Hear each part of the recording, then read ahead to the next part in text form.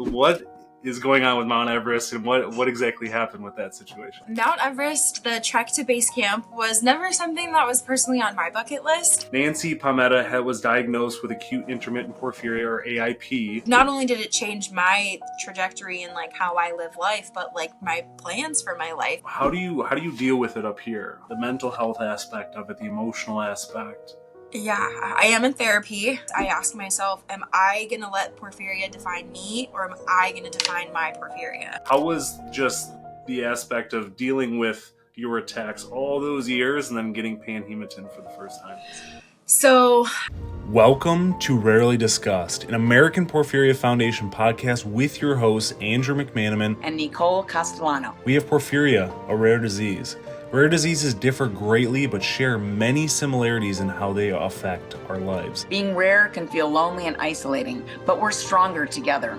Join us in meaningful interviews with porphyria and rare disease experts and the patients and families impacted as we connect, learn, and heal together. We'll talk diagnosis, treatment, pain, mental health, managing daily life, and everything rare. Today's guest has faced one of the most extreme and life-altering journeys we've really ever heard on the podcast. And I could say that for a lot of these guests, but Nancy Pometta was diagnosed with acute intermittent porphyria, or AIP, just 2 hours before her 30th birthday after enduring 10 years of unexplained pain, vomiting, and countless misdiagnoses. But it wasn't until she was hiking near Mount Everest in 2023 that her symptoms took a huge turn. What started as leg pain became full body weakness, and by the time she returned to the U.S., Nancy had collapsed, was rushed to the ICU, and eventually lost the ability to move her arms and legs. Doctors suspected Guillain-Barré, but as things got worse, that theory crumbled until an internist noticed that unusual color of the urine and remembered something she had seen once in med school. That moment changed everything. Positive PPG test finally led to the right diagnosis, AIP. After months of paralysis, therapy, and emotional pain, Nancy received her first Panhematin infusion and called it the best birthday gift she's ever received. But her challenges didn't end there. Even after returning to work in 2024, she faced disbelief and stigma from coworkers who couldn't see what she really survived. Through it all, Nancy has become an advocate for porphyria patients, committed to helping others feel seen, supported, and understood. And I am honored to have her here to share her incredible story. Welcome to the podcast, Nancy. Thank you. I'm excited to be here. Yeah, so I think after just doing the introduction, I think a lot of people just want to jump into Mount Everest and what kind of became of that. So what is going on with Mount Everest, and what exactly happened with that situation? Yes, so Mount Everest, the trek to base camp, was never something that was personally on my bucket list, but my boyfriend at the time had mentioned that he wanted to do that. And it takes about 2 weeks of hiking along with a week before and after of travel and acclimatizing. And I didn't want to be away from my boyfriend for a month, so I just decided to go with him.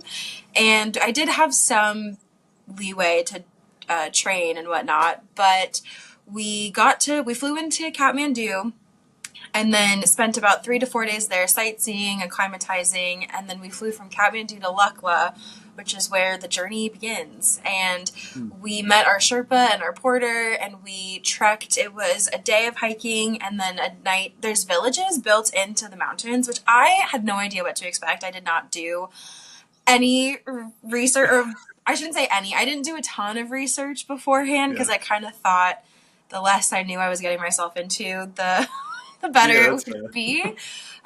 So I knew that we would be staying in tea houses, but I didn't realize that it was villages, and one of the villages had thousands of people in it, just built into the mountains. And so we would hike for a day and then stay a night in the village to kind of help with the elevation sickness and whatnot. And I actually remember going through, a couple weeks ago, I was going through my Instagram and I saw a memory pop up and it said something about the hike. And I put in the caption, no signs of elevation or altitude sickness. And little did I know. So we hiked for about 2 weeks, all the way up to base camp, which is at 17,000 some odd feet. I should know the number, but I don't off the top of my head. I'm also a little nervous, so I could be forgetting it because of that. But it wasn't until we were on our way down that I really started feeling just that it's that feeling like right before your limbs fall asleep where you have the sensation that they're there, but you can't really feel them and you just feel weak. And I started feeling that in my legs. And then there was one day where I actually rented a horse to take me down part of the trail because I just felt like every time I took a step, I felt like my knees were going to buckle. And I was just in an immense amount of pain. And there was one point where also the trek itself, like 2 weeks of hiking in these like remote mountains, and it was absolutely beautiful and I loved every minute of it, but it's physically and emotionally and mentally exhausting. So I have that aspect on top of being in pain. And the other people in our group and my boyfriend at the time, like they also kept saying how they were sore too. I was like, there's something deeper that's wrong. I kept telling myself I'm not just sore, like this, just it didn't feel right. But I didn't want to pay for a helicopter to bring me down. Like I had to get home.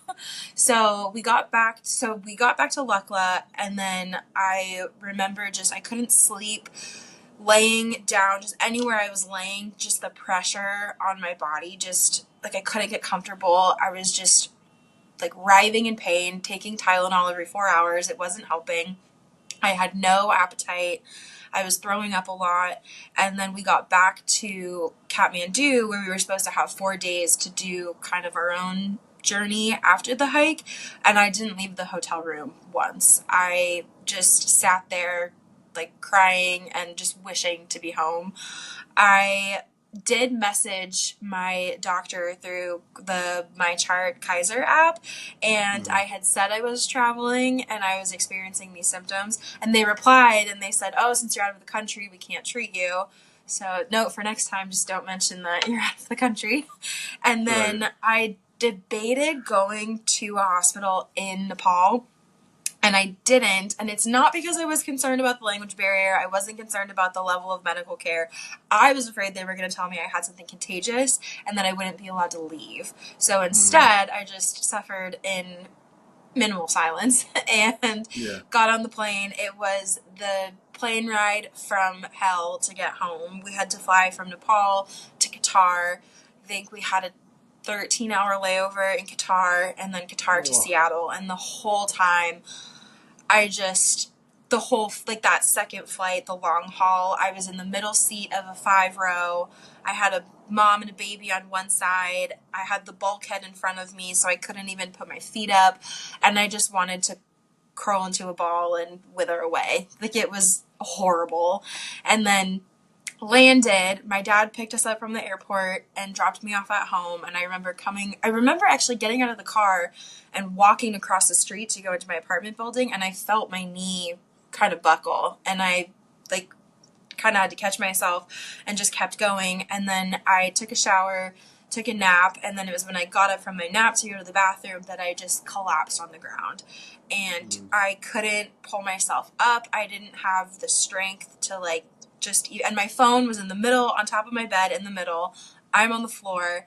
I had the wherewithal to crawl to my front door and unlock it. And then I crawled as best as I could, army crawled back to my bedroom.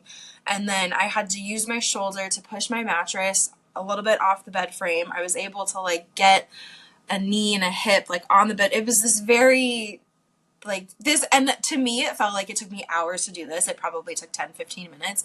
But so I finally get up there, and then I called 911, and I told them I just went on this hike. Now I'm experiencing all this. They came, and good thing I opened my door because I wouldn't have been able to get up again to unlock it. So they came in, and then they took my blood pressure, they took my heart rate, they were asking me all these questions, and I think one of the firefighters commented that my blood pressure was just through the roof. They took it again, and then at one point, I remember I was half laying in my bed, and I was propped up on a pillow, and I said something about how I feel like I'm going to pass out, and one of the firefighters goes, well, you're already laying down, so you can. And then another one was like, no, don't do that. So Then they were going to transfer me to the gurney to bring me down, and they asked if I could stand up. I said no. They asked me to try. I stood up, immediately fell, and they're like, okay, we got to do a 4-man lift. And I sat there, 4-man lift? I'm not that heavy. So they get me back on the gurney, and then I was taken to the closest hospital, immediately admitted to the ICU. I think my resting heart rate was 135. My blood pressure was, I think the highest I heard them say was 199 over something. I just remember that top number.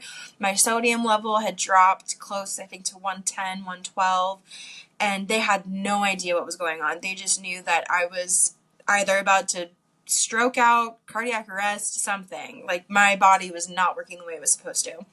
And then I, of course, was disoriented because, you know, your sodium level goes off and all your organs go haywire, and your brain, and also the porphyria is a neurological autoimmune condition, so there's that aspect. And at one point, I was like, I need to go to sleep. I need medicine. I need someone to just knock me out. And so my dad came and met me at the hospital, and then I woke up a couple hours later, and they were just running a bunch of tests, trying to figure something out.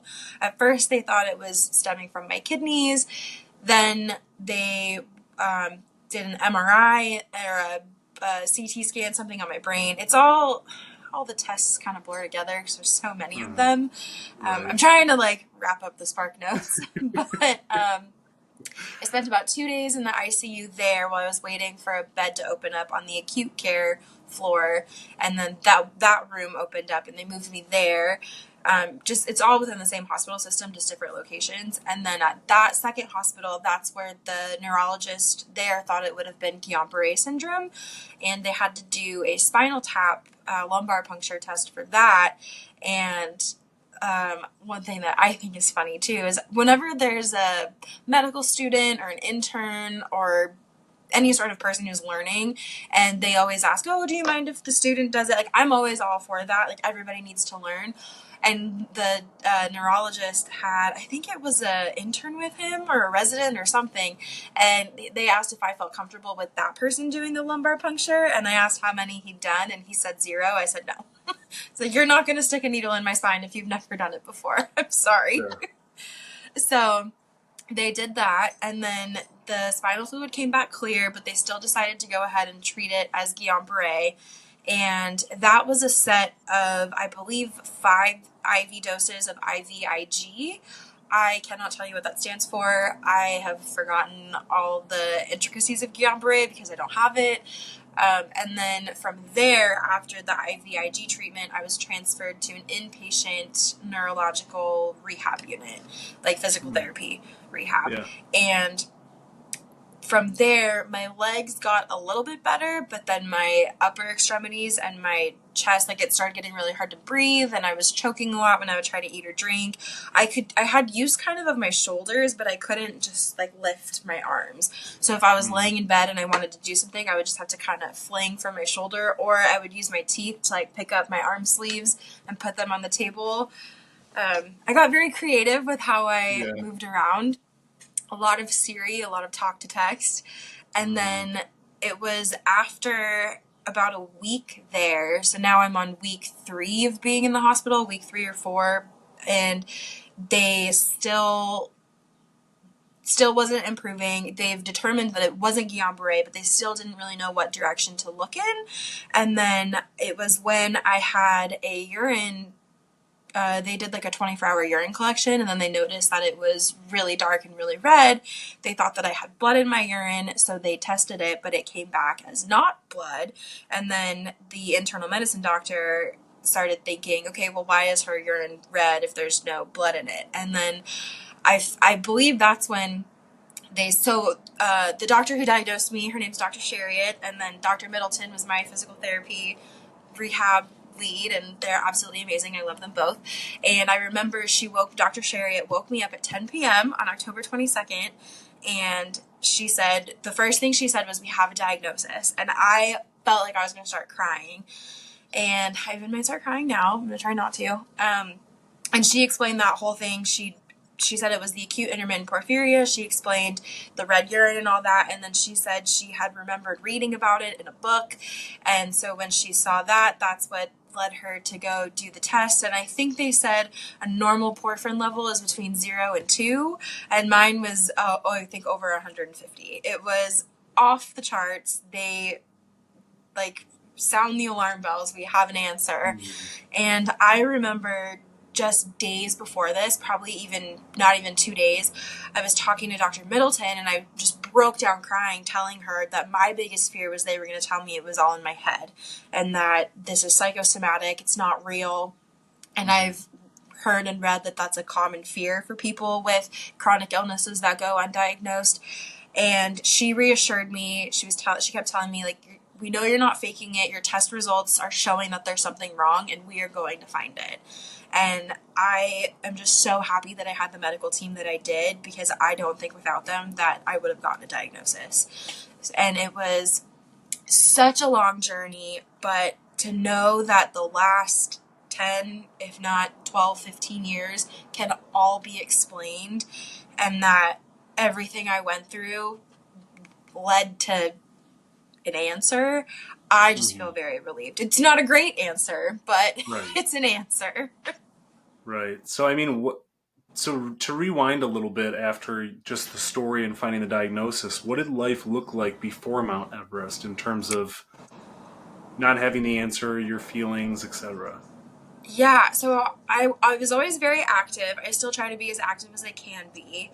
I love to travel. I loved running and just getting involved in things, going to events, volunteering, stuff like that. And there have been many times, though, where I would get ready to travel or something would be coming up, and I would start having, like, the abdominal pain, constipation, vomiting, and it would last for days and sometimes even weeks. And I had to call in sick to work a lot, and I would just go to the ER, and every time I would go to the ER, they would just refer me to a GI or prescribe me narcotics for the pain, even though narcotics make everything worse when it comes to vomiting and constipation and all that. And then they just kept telling me, oh, you need more fiber. Oh, and then they would notice my urine was dark, and so they would say I'm dehydrated. But I'm actually a very hydrated person. I drink a lot of water. So it was frustrating to keep getting referred to the same thing. And then they wanted me to do a colon cleanse and then do these other scans and then try this diet and this diet. Maybe it's something you're eating. Maybe you're not getting enough exercise. And it almost felt like they were trying to blame it on my lifestyle and not that something was actually wrong.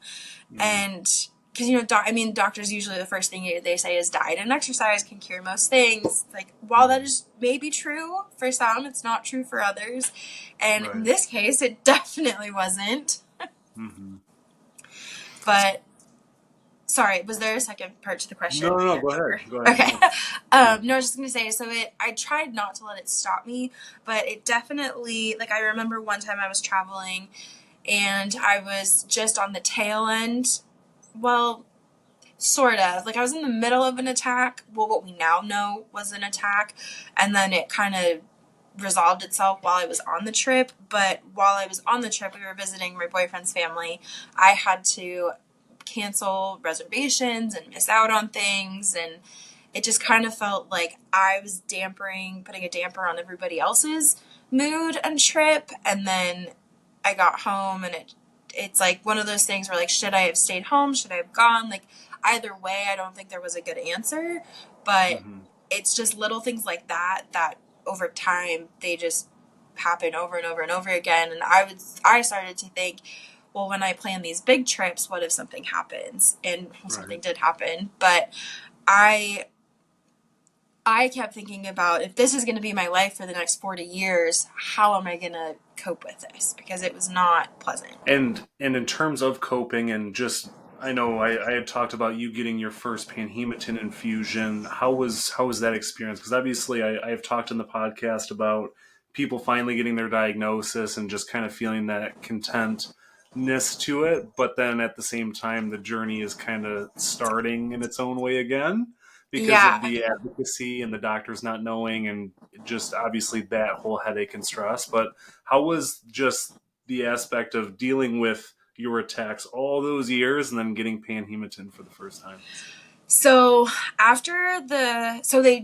once they figured out the diagnosis, it was 10 p.m. the day before my 30th birthday, and then I got the first infusion, I think, just after midnight, and I had made a comment like, "Oh, this is the most expensive birthday present I've ever gotten." It is quite a pricey medication, but I remember them bringing it in, and none of the nurses had ever seen it before.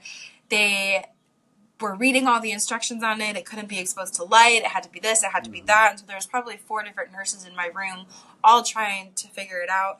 And I was sitting there just looking at it. It's a bottle of black liquid. Can't they just, hang it up and connect it? What's so difficult about it?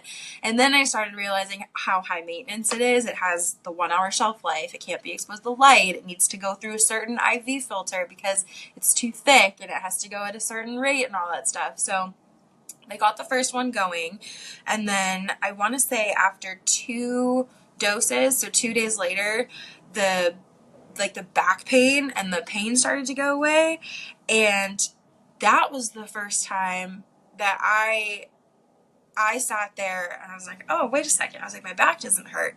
And everybody always talks about how their back hurts, so I just thought, oh, everybody's back hurts. And then I started thinking, is this what I was supposed to be feeling this whole time?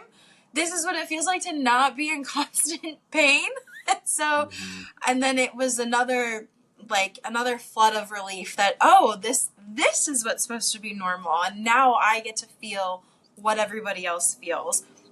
And then one of the infusions actually blew the IV and leaked into my arm. And then this was not an easy, everything that could have gone wrong from start to finish most likely did. So the IV leaked, and my arm was completely black and blue and swollen. I thought I broke it on something. I don't know how, because I was paralyzed. It's not like I was out, skydiving. But they found out it was a blood clot, so then I had to get a PICC line put in, which is the catheter that goes through your arm into your chest.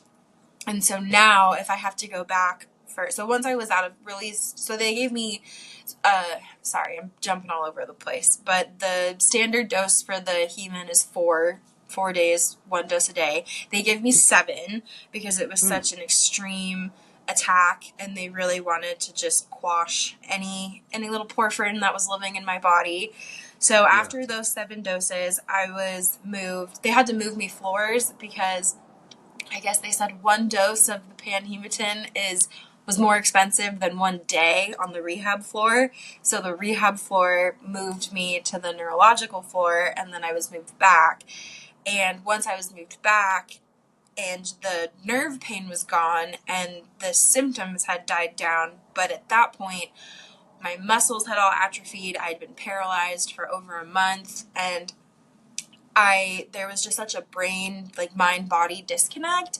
And so, and then all my nerves, of course, were fried. So I could pretty much feel someone if they were grabbing me, if I was trying to move my arm, you could see all my muscles tensing. You could see me trying, my brain was sending the signal, but there was just no nerve to receive it and do the motion.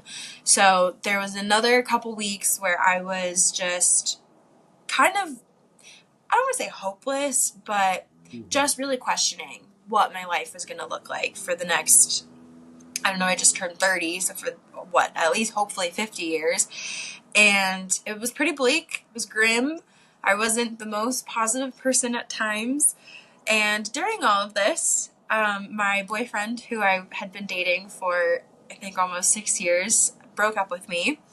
I was in the hospital. It was a couple weeks after my diagnosis, and we hadn't really been talking a lot while I was in the hospital, so I don't think he knew the full extent of what was going on. But I'm not going to get too into it, but for his own reasons, he sent me an email to deliver the news, which, because I couldn't actually move and hold my phone, my nurse that day had to help me read it. And at one point, she's like, do you want me to keep going? I was like, yes, I must know what it says. And then the cherry on top of all of that is because I had 2 sets of physical therapists, occupational therapists, all that.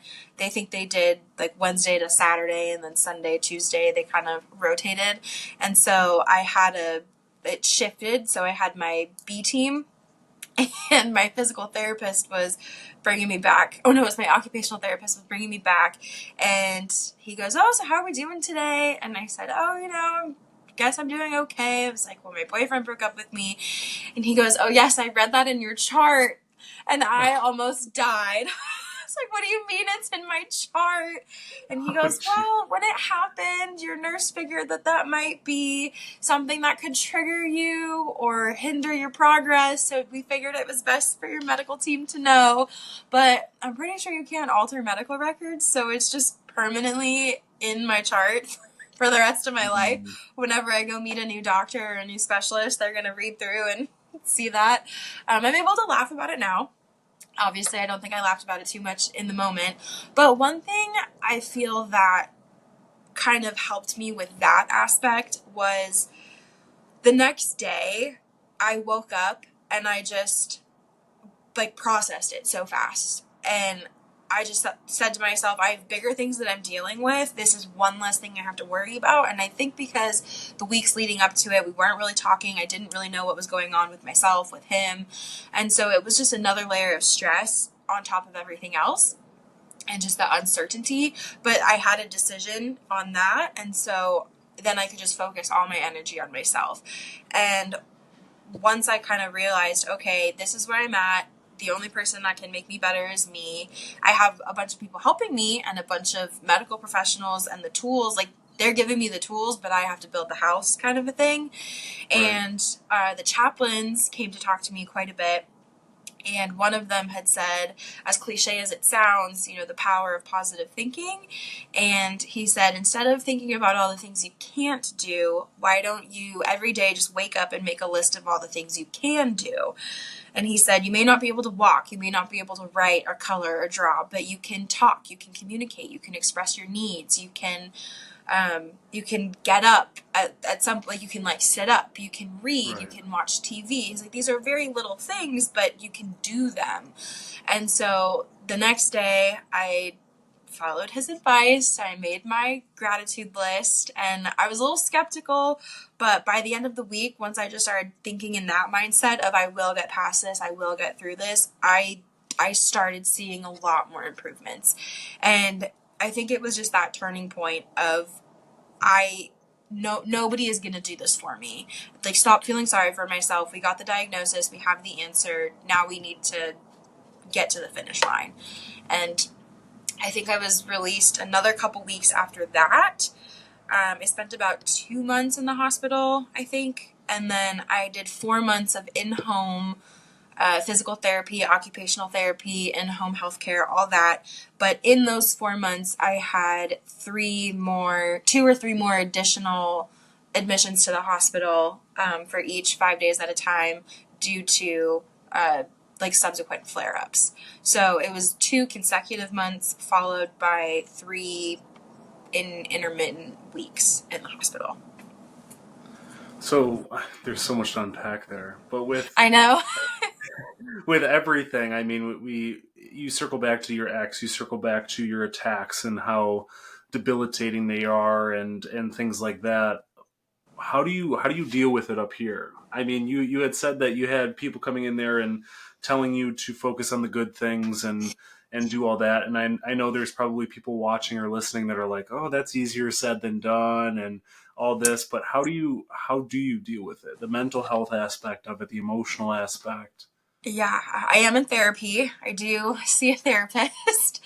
For me, it is easier said than done. It was really hard to not get sucked into the negativity. I had an amazing support system. I still do. My medical team, again, was amazing. From my nurses to the respiratory therapists to the occupational therapists, my doctors, just everybody was absolutely amazing. And no matter how much I cried or threw fits or on occasion attempted to refuse to participate in in the therapy. They Sure. did not let that slide. But they never stopped showing support for me, and they never stopped being positive towards me. And I think the big thing too is, because, everybody always says, oh, be positive, but it's really hard. And so when I would have my dark moments or my bouts of negativity, and one of the doctors, she told me, you're allowed to have those. That's normal. It's okay to feel those. Just don't get stuck in them. And so mentally, when I would have those bad moments, and even now sometimes on my bad days, I just tell myself this is temporary. Like we got through it once. Hopefully it never gets that bad again. But if it does, I did it once, I can do it again. And I just remind myself of that. And I constantly look at pictures and videos of things that I've done since I've been diagnosed, things I did before, and the things that I do now, like travel wise, they look a little different, but I can still do them. And so I think that's how for myself, I ask myself, am I going to let porphyria define me, or am I going to define my porphyria? And I'm going to define it. I'm going to tell it what we can and can't do. It's not going to tell me. And I think that's it's so cliche, but that's my motto. That's how I get through. Right. And I mean, if it works, it works. And at the end of the day, we need to focus on what works. And I think, with that being said, I mean, what does your routine look like? What are you doing to avoid your triggers now? Is it diet? Is it exercise? What is it that you're doing? I mean, therapy, but avoiding elevation is the first one. Fair enough. The next thing on my bucket list was to do Kilimanjaro, and I don't think my hematologist will allow that. So Dr. Peronin, if you're listening, you didn't hear that, but eventually, maybe one day I'll be able to do it. As far as like my routine, I do try to exercise. I was on the Givosiran injection for a little bit, but the side effects from that caused my kidneys to go pretty close to like early stages of kidney failure. So I had to stop taking that. Aside from the other side effects, I had the rapid weight gain. I had just the basic, I'm pretty sure it was just the weight gain and the kidney ones. All the bad ones that could have happened. So just still trying to like bounce back from that, but I do try to exercise. I try to walk every day at least 3 to 4 miles. My balance is still really off kilter, and the longer I'm on my feet, I do have some permanent nerve damage. I should say a lot of permanent nerve damage. So being on my feet for a long time, my feet and legs will just kind of start going numb. So it's hard to do some exercise. I was going to a boxing gym, which I absolutely loved, but it was just too high impact. So I just try to do low impact Pilates, yoga, swimming, biking, stuff like that. Yeah. Diet wise, I wasn't a super big drinker before. I was a social drinker, but just because I do have a compromised liver and my kidneys aren't functioning as they should, I cut out alcohol, which I've been sleeping better, and it's expensive, so my wallet appreciates it.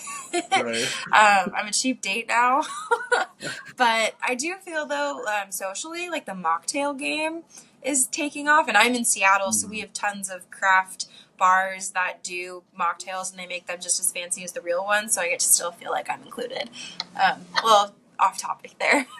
But as far as avoiding triggers, for me, it was really just the elevation, and then they were able to figure out with those subsequent flare-ups it was hormonally induced, or whatever the word is. So every time I got my menstrual cycle, I was getting a flare-up. But before the big diagnosis, I was on birth control that had completely stopped my menstrual cycle. So I think it was kind of dormant for a little bit. Like the flare-ups weren't as bad because like they were a couple times a year versus every time I was getting a menstrual cycle. But once I was in the hospital and they figured out that that was the diagnosis, I had the arm implant for my birth control, so they had it removed. And then when my cycle started coming back, that's when I started getting the subsequent flare-ups. So they were able to determine or make the connection that it was both the elevation and then the hormone are the big triggers for me. So thankfully, food is not one of them, because I like to eat everything and I don't think I could cut anything else out. And then the one thing that does kind of like go with the hormone fluctuations is I then met with a geneticist who was able to do the gene testing, and they found the exact mutation that I have. And she did say it has a 50% chance of inheritance if I have my own biological children. And I'd always been on the fence about if I wanted kids or not, mainly leaning towards not having them. And I know I'm young, and everybody would always tell me, oh, you have time, you'll change your mind, you'll change your mind. It's like, okay, that's kind of rude, but whatever. I didn't think anything of it. And then after I found out it's a 50% chance of passing it on, and then on top of that, being pregnant would involve massive amounts of hormone changes. And one of my physicians told me, if you're pregnant, you can't get the Panhematin because it makes your iron go up too high, and it would not the pregnancy wouldn't survive. And so I was basically told that if I want to have my own biological children, I would need to do IVF, and then they would have to test the embryos for the gene mutation, and then I would have to do a surrogate, and all that is expensive, and I work for city government, so I don't have the money for that. So basically they told me my chances of having my own children, biological children I should say, are basically slim to none. And because if I do get pregnant, it would put such a health risk on me. And so kind of even though I kind of knew I didn't want my own kids, having that decision taken away from me kind of added another layer to it. And now it's when I tell people ask, oh, when are you going to have kids? And I just say, oh, well, I'm not planning on having them, or, oh, I don't want them. And then now when people say, oh, you're young, you can change your mind, then I have to be the bad person and make them, because what am I supposed to make them feel bad? Right. And what am I supposed to say? Oh, actually, I can't. I have this debilitating genetic disorder. Then they just feel bad, and then it's awkward, and nobody wants to change the topic from there. So I try to just avoid the topic in general now. But that is also another thing that I feel like doesn't get talked about enough with porphyria too, is just how it can change your. Not only did it change my trajectory and how I live life, but my plans for my life and if I want a family. And I am dating someone now, but if we get married, he has to be okay with me not being able to have children. And that's just, at what point do you bring up that conversation, Mm-hmm. Yeah, it really is something that a lot of people just don't think about, unfortunately. And yeah, I mean, people are like, yeah, you could just do IVF, but it's you got to sell your limbs to do it these days with how much it costs. So that's the downside. But I wanted to ask you, just in terms of telling people and having those awkward conversations, what does advocacy look like for you in terms of porphyria? Just spreading the word and talking to people, etc. Yeah, I talk about it every chance I get, especially because I look fine on the outside, but on my bad days, I can have, shooting, throbbing pains up my legs, and I still have to go to work. I still have to go to the grocery store. I still have to, pay my bills. And I do have a disabled placard that I use because I could just be walking down the street and my feet go numb or my legs go numb. And so going back to work, some people saw me and they just thought I had been on vacation the whole time. Or some people, some of my coworkers did come visit me, and I did keep in touch with some of them while I was out, but it's not a lot of people knew the depth of it. And so now whenever people, if someone even makes a small comment, whenever anybody mentions anything and I get the chance to talk about invisible disabilities, I'm so vocal about it. And even people who've heard it a bunch of times, they're always like, yeah, we know. It's well, you don't know because you keep making the comment. So I'm going to keep telling you. And I post about it on my social media. I have a really big family. My mom was one of 11. And so she has 3 sisters, 7 brothers, and then my dad's side of the family is much smaller. But they all love to talk, and so I always give them updates, and then they spread it around. So it's just a lot of word of mouth, a lot of just sharing my story that way. And whenever like I go back to the hospital or I have to go see another doctor and I encounter a nurse or anybody that hasn't heard of the condition and they want to ask questions, as repetitive and as tiring as it can be sometimes to tell the same story, like them hearing my story could help somebody else in the future.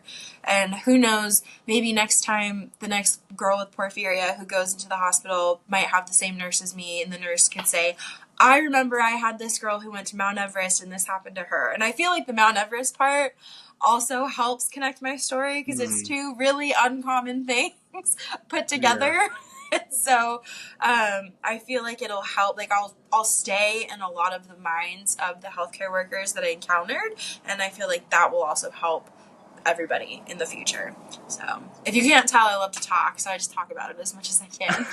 Well, I mean, that's what we need, and that's what that's what this podcast is here for. It's raising awareness and trying to obviously make porphyria more than just a paragraph in somebody's textbook, just like the whole situation we go through. But I wanted to say too, just because there's not a lot of times I get the opportunity to talk to somebody that's around my age, and being young and being somebody with porphyria, I want to pick your brain on just that aspect alone, just being younger in your life with porphyria, how you deal with it. I know you dabbled a little bit into talking about how conversations can be kind of hard with people because they're, I don't know, maybe they're not mature enough to really understand what's going on, or how the childish punches at you where it's like, hey, I mean, I've gotten the whole, like, how's that vampire thing going on? And, you know, it's just that whole thing. So how is that for you, just being a younger person with porphyria? Yeah, I think for me, the most self-conscious thing that I worry about is I do have a cane. I have a foldable cane to use. I do use it at the airport, but not for the early boarding, but a little bit of that. But I feel like because I'm young and I look healthy, and aside from the porphyria, I am as healthy as I can be. And so people don't think that I should be sick. And one of my coworkers, her and I just started getting like really close at work over the last few months. And I opened up to her about it because when I was, this was a couple months ago, I was coming off the Guillain-Barré and I started having all these abnormal proteins in my blood, and they were testing me for blood cancer. And the nephrologist, the kidney doctor, because my kidneys, they knew that the Guillain-Barré was affecting my kidneys, but it was like affecting it a lot. And so they thought that there might have been something else going on. And people with porphyria are prone. I will answer your question in a second. This is a very roundabout answer. You're good. You're good. And people with porphyria have a higher chance of getting liver and kidney cancer. But so they were testing me for different types of cancer, and they told me the chances were low. They were doing it to rule it out, but that is still terrifying. Like the doctor doesn't just rule out cancer as a first round option. And so being 31 and having a cancer scare was terrifying. And I got the blood test done. I think they took like 10 to 15 vials of blood, and then they said it would take a week to get the results. So I was just going out of my mind. And I ended up telling my friend at work about it, and she looked at me and she goes, I had no idea you were so sick. And that's kind of when it clicked for me. Like, because I don't like using the term sick. And so, because like I think, oh, when I'm sick, I have a cold. But no, like I'm 31, and I have a chronic illness, and people can't see it. So when I'm walking around and I have a cane, I always think that everybody's looking at me and they're like, oh, what's wrong with her? Like she shouldn't need that. Or at the grocery store, pulling up into the handicap spot and people looking at me with dirty looks, and people have said to me, oh, that's for your parents, not you, right? And no, it's for me because I've been walking down the street, and my hands took the most amount of nerve damage. I still can't really like move all my fingers. I'll never be a concert pianist. My dreams of that have been smashed. Not that I even know how to play, but who knows? I could have been. Yeah. So, but they, like, sometimes if I kind of twist my finger the wrong way or pick something up the wrong way, my whole hand will just seize and lock, and I just get these shooting pains up it, and then my hands just start contorting. And that's happened when I went to go pick up grocery bags and I dropped my groceries all over the parking lot. And so I think people just assume disability and disabled and sick with the elderly or people who have like visibly broken bones, but that's not the case. And so for me, being young, I do kind of feel self-conscious about it, because when I don't want people to treat me differently. I don't need to be treated like I'm fragile. Like, I will tell you when something's wrong, and please treat me normally until then. And so I guess that's like the benefit to it being an invisible condition. But then at the same time, you do get that, oh, is she really sick? Or, oh, is it really that bad? Or I still travel a lot. And so I just went to Japan, and I was posting on my social media, I'm not going to post the bad things. And so, Right. Yes, I went to Japan. Yes, I went bungee jumping. Yes, I did all those things. What I didn't post was the 2 days I spent in the hotel room that I didn't leave because I tried to stand up and I couldn't feel my legs and I felt like I was going to collapse. So I just canceled my plans for the day and stayed in bed. And so that's the side that people don't see. And so I think people too look at my social media, and since getting diagnosed, I kind of also was a wake-up call for me. Like, you aren't guaranteed any certain amount of time in life. And so I really just started crossing things off my bucket list. I went skydiving. I went on my first solo international trip. I started just volunteering more, getting involved more. I applied for a promotion at work, and I just found out I got it. So Nice. I actually found out today. It's like it's a temporary assignment, but it's still a promotion. So I think being young and having this condition has also showed me, like, now is the time. Like, take it while you have it. Yeah, and a few other young people that I've talked to that have porphyria have also said one thing that it's really shown them is who their real friends are. And I feel Yes. like that's such a powerful thing. And would you say that you've noticed that too? Yeah, and I wouldn't say I lost any friends in the process. I don't think any of my friendships were strained in a negative way. If anything, I feel that it showed me how many people care about me. When I was in the hospital, there's a girl that I went to high school with who also lives in Seattle, and her and we would chat occasionally on Instagram, but she reached out to me, and her apartment is just down the street from the hospital I was in. She came to visit me multiple times. She brought me cupcakes. She brought me tea. She just came to hang out. She fed me. I couldn't feed myself. So that was also the caveat, was if you came to visit me in the hospital, you had to feed me or help me with something because I couldn't do it myself. One of my friends is a nail technician. I had her come to the hospital, and I got a full mani-pedi in the hospital, like the shellac gel manicure. One of my nurses walked in. She's like, "What is going on?" It's like, "Well, you didn't say I couldn't." And what do they always tell you? Advocate for yourself. And so I was like, "Oh, getting my mani-pedi, it's my self-care. I'm advocating for myself." But my family, so one of my aunts and uncles, they live just down in San Jose, and they have a bunch of airline miles. They have an air pass, so they would fly up in the morning, visit me for the day, and then fly home in the afternoon. They did that multiple times. I think my dad came to the hospital every day. My younger brother lives up here, and he came to visit me a couple times. I think being in the hospital kind of stressed him out, though, so I also think he just didn't like to see me like that. My older brother lives out of state, but we called each other, texted. I had friends come visit every day, if not every other day. Once I was out of the hospital, I had friends fly from other parts of the country to come stay with me for a week to help take care of me. My dad had to move in with me for a little bit. He lives 1 mile away from me, but he lived on my couch for a couple months.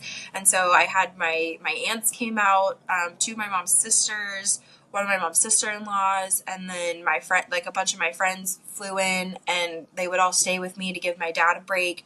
One of my friends, she would come up every weekend I had a home health nurse that would help me shower and stuff during the week, but on the weekend my friend would come up and she would help me like wash my hair, and her husband would take me out on errands with. I felt like I was a little child, like especially because I was in the wheelchair, and so they had to push me, so I was like their kid in the stroller. But it really showed me that I do have a lot of people that do care about me, and even people who I wasn't even really close with and was only friends with on social media. There's one girl, I went to elementary school with her older sister, and we're friends on social media. I don't think I've ever talked to her in real life, but now her and I message all the time. She also has a chronic illness. She struggles with Crohn's, and so she can relate to a lot of the stuff that I went through. And so it's crazy how many people kind of come out of the woodworks and you realize you have a lot more in common with people. And then it was also just nice to know that, like, to me, I was like, am I worth it? Like, all these people care this much to come help and just to come be with me. And at one point my hair used to be much longer, and I had it up in a bun. It was matted and disgusting. And one of my friends, we were roommates in college, she like brushed out my hair for like an hour so that I didn't have to cut it. And it's just all the little things that people do for you that just were so heartwarming and like truly made me feel loved and valued as a person. That but also like I fostered those relationships too. And so like all those people treated me that way because of how I treated them. And so that was also like reassuring to me that like maybe I am a good person if all these people care about me. And I mean, to that point, too, what you were saying about just treating people essentially how you want to be treated. And I know a lot of people are struggling now because obviously, from what you've been saying, your support system is pretty top notch and it's gotten you through so much with this journey.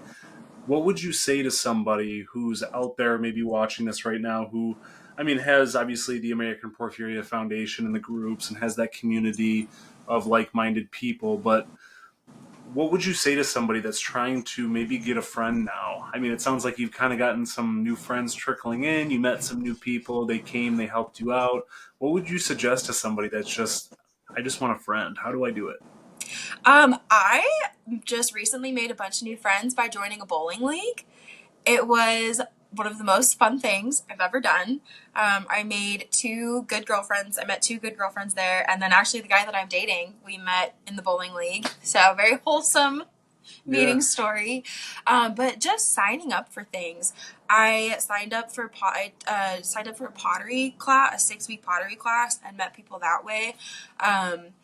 I feel like it is hard to make friends as an adult, especially because a lot of people like to separate their work and work and personal lives. And so It's easy to meet people at work, but it's also like it is. And I'm also very talkative, very outgoing. I have no problem walking up to somebody and starting a conversation. So that is also a benefit that I have is I don't have social anxiety at all. So the boxing gym that I was at that I had to stop going to, but I did meet some people through there, and my dad actually ended up joining. So when they had a like Christmas New Year's party, and so I went with my dad to that and talked to a whole bunch of people, and there's a girl through there that's my age that we kind of became like gym buddies, gym friends. So just like putting yourself out there and just signing up for things that are very also like low commitment. So the bowling league was 12 weeks. The pottery one day a week for 12 weeks. The pottery class was 1 day a week for 6 weeks, and then I could go in on my own. And so it's not this like overwhelming cloud of commitment that, I signed up for this and I have to go. No, it's a temporary thing, and then you go a few times and then you end up wanting to go and you want to mingle and you want to be social. So I would just say that just looking on social media or just looking up events in your area and just going. Yeah, I think we need to yell from the rooftops just to sign up for stuff. And I think some people might be watching that are like, you know what, Porphyria is a little too bad. Maybe I can't be bowling. Maybe I can't be kickboxing, whatever. But there is so many other events too. I mean, the American Porphyria Foundation has the book club, and that doesn't take effort. And I mean, there's a lot of people within the community that are making little breakout groups that are a little bit more local, that are either meeting up or having little small Zoom calls with each other and hanging out. So I think the opportunity is there. It's just obviously clicking the button, it's signing up, it's reaching out to people. So, but I wanted to ask, after just this whole entire story that you've talked about and curated here, is what advice, before we wrapped up, is would you give somebody who's watching this, who's at the beginning of their journey, maybe has no idea and just was in your shoes going through that situation? Yeah, that is a tough one because there's a lot. Yeah. The biggest ones would be to ask for help when you need it. It's extremely dehumanizing to be in a hospital and to have everything done for you. You can't go to the bathroom, you can't bathe, you can't feed yourself, you can't change, you can't do anything for yourself. And so at least for me, I started to feel like a burden, but I couldn't have succeeded if I didn't ask for help when I needed it. And once I accepted that help, that's when I realized, like, okay, these people are a team. They're on my team. They're helping me. They're not fighting me. And then the other thing is, kind of along the same lines, but other people, when oh, do you need anything or this or that? And it's like, yes, there isn't really anything that they can do for you. What do I need? I need to be able to walk. I need to be able to move my arms. I need to be able to drink a cup of water and not choke on it. I need my vocal cords to come back. I need to be able to speak. Like, you can't do those things for me. But Right. once I kind of realized they're asking it more so for themselves than for me. And there's nothing wrong with that. Because it was scary, as scary as it was for me, it was scary for them too. I'm their daughter, their niece, their sister, their cousin, and they have no idea what's going on either, and so they feel helpless. So just letting, like, I think my aunt, she's like, do you need anything? I was like, yeah, I need a stylus for my iPad so I could use it with my teeth to tap on it. And so she sent one to my hospital room, and that made her feel 10 times better. And so that, I think, is the other thing, along the lines of, like, ask for help, but also let people help you, and just, like, take it day by day. Some days are going to be good, some are going to be bad. Don't let the bad days ruin all the progress. Like, just because you have one setback doesn't mean you didn't have 10 steps forward. It's such a good piece of advice, and it seems like it's so simple, but I think it can be on the reverse when we talked about the conversation earlier, and just having that confrontation of putting somebody in a bad spot for saying, you know what, like, I can't have kids. Like, so it's one of those situations where you just need to ask for help. You need to swallow your pride and just ask for help, because I think a lot of us just think like we're burdens to the people around us, and Yeah. we just have that assumption in our head without actually fully, we're projecting it, and that's all we're doing. And sometimes, it took a while for me too. I was in bed, I was just like, what am I supposed to do? And I'm just like, you know what, mommy, give me that water bottle over there. I need it. And it's just, it's just stuff like that, and just asking for Yeah. help. And I think on the caretaker side of it, and people that want to help people with porphyria or rare disease that maybe can't help themselves fully, is doing things like you said, brushing my hair, doing the nails, give me a stylus so I can use it with my teeth, like all these little things that maybe you visit for a little bit and you just notice, hey, I see them struggling in this department. Maybe I can help them with that. Or maybe they're not feeling so pretty right now and I can help with that. So I think in a caretaker sense, they could be taking notes right now too. Yeah. The biggest thing for me and I'm sure it is for everybody, being in the hospital, is just not being able to go to the bathroom on my own.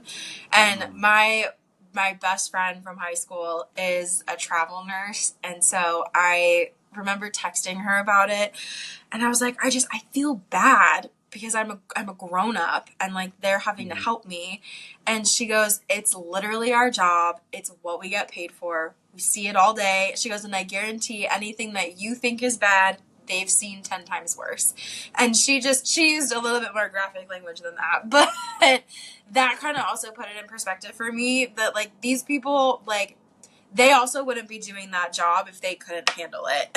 So once I kind of realized, like, okay, I'm the only one who's like thinks this is awkward. So if I can get over it, then it'll be fine. And so, but then like that was my main goal, was they were like, what's your first thing of independence that you want to work on? And I was like, going to the bathroom and bathing by myself, please. Yeah, exactly. I wanted to also ask you just before we wrapped up here, is there anything that you wanted to share that maybe we didn't touch that much on? I feel like there is, but there's so much that it's like it's hard to keep track of. Oh, I want to say this, I want to say that. But I guess the biggest thing is just reminding myself that I can still do the things I did before I was diagnosed. They just look different. And it's part of it, I think, contributes to the like stigma of like, oh, she did this, she's fine. But I am wondering if maybe I'm more open on my social media of the bad days. Maybe that's also what people need to see. And so maybe I'll toy with that idea for a little bit. But other than that, I'm probably going to think of something immediately after we finish recording. But I mean, that's a good point. I thought about that too when you had talked about it. I wonder what would it be like if you did show some of the bad more so on your social media, and people wouldn't have those assumptions that everything's perfect, and they're like, why are you using a cane on social media? You were in Japan doing bungee jumping or whatever, yeah. so I'm curious, and you're gonna have to keep me updated on how that goes for you, because I think you should, because I think it's gonna open the door. It's gonna get more people in your DMs. Like, I can relate to you on so many levels, and we're gonna be friends now. So Yeah, everyone tells me I should write a book, but I don't even know how it would start or what it would be about or what the point would be. They're like, just tell your story. I'm like, but my story's not done. yeah, and that's the hard thing. But I mean, I think most people, when they write a book, their story's not done either, and that's where the second book comes in and the third book. But I think it could be you versus Mount Everest, and it could just, I mean, there's a lot that could come from that. So, I mean, I'd encourage it. I think that would be good, and I think someone could relate to that. And again, it would open the door to, obviously, the vulnerability would create a nice community and people to reach out and relate. So I think that's a good idea. I will ponder it. I might need a ghostwriter. Fair. Well, I wanted to thank you again, Nancy, for hopping on here and taking the time. I know we're in different time zones, so it's a little tough to find the time, but I appreciate you taking the time to tell your story and giving all your insight and all your experiences and being vulnerable, obviously sharing the hardships. So I appreciate it. Yeah, thank you for having me. I was glad to be here. Thank you for taking the time out of your day to listen to our podcast. If you enjoyed this episode, please share it with friends, family, or anyone who could benefit. And please don't forget to subscribe and leave a review on your preferred platform. It helps us spread awareness, and we would be extremely grateful. You can also follow Rarely Discussed on Instagram, YouTube, as well as TikTok. If you're someone seeking diagnosis for porphyria, visit porphyriafoundation.org to receive a free doctor packet, forms for free DNA testing, and a list of doctors in your area. Stay tuned for more episodes of Rarely Discussed.